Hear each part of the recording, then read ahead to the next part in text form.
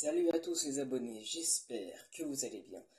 Aujourd'hui, on se retrouve pour une nouvelle vidéo et aujourd'hui, je vais vous parler de l'histoire du meilleur, Jésus. Les origines extraordinaires de Jésus.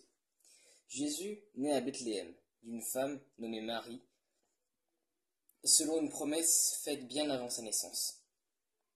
Les évangiles racontent comment des anges annoncent sa venue, des mages viennent l'adorer et un roi tente en vain de faire disparaître cet enfant, déjà porteur d'espoir.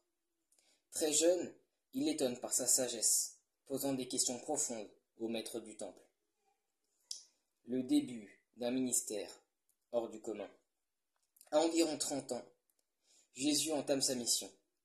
Il est baptisé par Jean le Baptiste dans le Jourdain. Là, le ciel s'ouvre. Celui-ci est mon fils bien-aimé, en qui j'ai mis toute mon affection. C'est ce que nous pouvons lire dans Matthieu, chapitre 3, au verset 17. Jésus proclame que le royaume de Dieu est proche.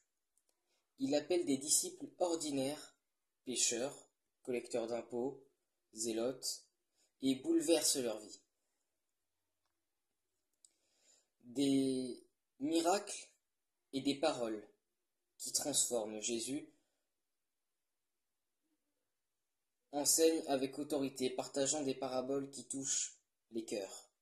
Le bon samaritain, le fils prodigue, la brebis perdue, il guérit les malades, rend la vue aux aveugles, redonne l'espoir aux exclus.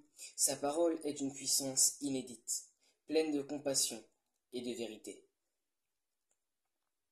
Des foules le suivent, émerveillées par ses miracles, mais il reste proche de chacun, s'arrêtant pour une femme en larmes, pour un lépreux isolé, pour un enfant oublié. Jésus est là pour tout le monde.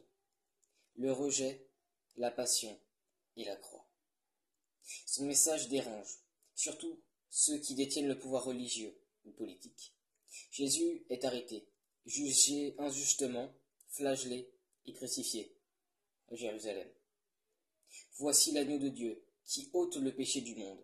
C'est ce que nous pouvons lire dans l'évangile de Jean, chapitre 1, au verset 29. Jésus meurt sur la croix, offrant le pardon jusqu'au bout.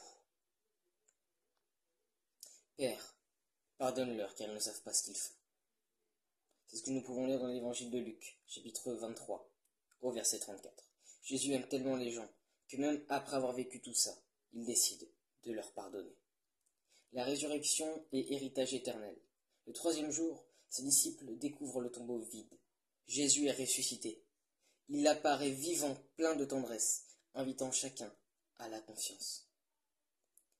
Pourquoi cherchez-vous parmi les morts celui qui est vivant? Il n'est pas ici, mais il est ressuscité. C'est ce que nous pouvons lire dans l'évangile de Luc, chapitre 24, versets 5 et 6. Sa résurrection marque une victoire sur la mort et ouvre un chemin de vie nouvelle pour tous. J'espère que cette vidéo vous aura plu. Si c'est le cas, n'hésitez pas à me le dire en commentaire. Bien évidemment, le plus gros message que j'ai à vous dire, c'est que Jésus nous aime plus que tout et qu'il veut absolument que nous lui donnions une chance. Jésus nous aime, il vous aime, il aime tous les gens sur cette terre, même le pire crime de tous les temps. Et il veut laisser une chance à chacune des personnes qui veut venir à lui. Si vous avez aimé ma vidéo, n'hésitez pas à vous abonner. Si vous avez des questions ou quoi que ce soit, n'hésitez pas à me le dire en commentaire. Et sur ce, bye bye.